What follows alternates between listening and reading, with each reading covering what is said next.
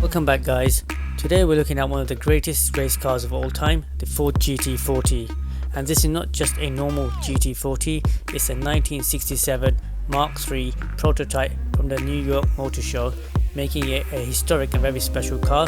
The chassis number is XP130/1 for those who like that kind of info. A total of 105 GT40s were made, 7 of which were Mark IIIs. The Mark III is a road production car, and because of this there are a number of differences between the previous GT40s and the Mark III. For safety reasons, the front headlights were raised. There were also round beam headlights, unlike the previous square ones. They added 2 additional lights at the bottom. At the rear end of the car was actually extended for storage space. The 40 in the GT40 stands for the car's height, which is only 40 inches high, making the car extremely low for aero purposes. One of the problems, of course, with having a car this low is getting in and out quickly, and in a race like Le Mans you need to do that during driver changes. Now, the way Ford dealt with this was by including the roof panel as part of the door structure, so when you open the door, the roof would basically slide out and allowing the driver to quickly get in and out of the car without too much difficulty. The Ford GT was extremely successful. It won Le Mans 4 times in a row, but the way that it came about is an interesting story that goes back to Ferrari.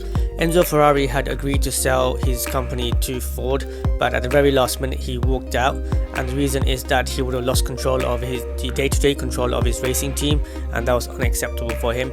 In revenge, Ford decided to create a car that would take Ferrari on in sports car racing, which at the time was dominated by Ferrari. GT40 won Le Mans 4 times in a row, and it's the first American car to actually win Le Mans, and it showed that the Americans could build a car that can actually take on the best of Europe, which at the time was Ferrari.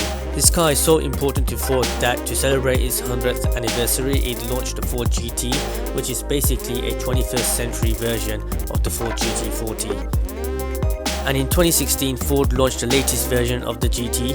The design is still inspired by the original car, but this one is a lot more aggressive, a lot more angular. It's clearly had a lot of aero work done to it, unlike the anniversary car.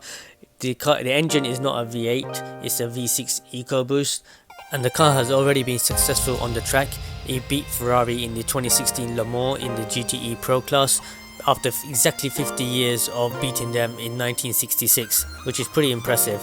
Now, I hope you enjoyed this video. This is the first time I've done a video on Ford. I'm not an expert on Ford, but it's great that I've got a chance to do it on such a very special car. Please subscribe below because there's more to come.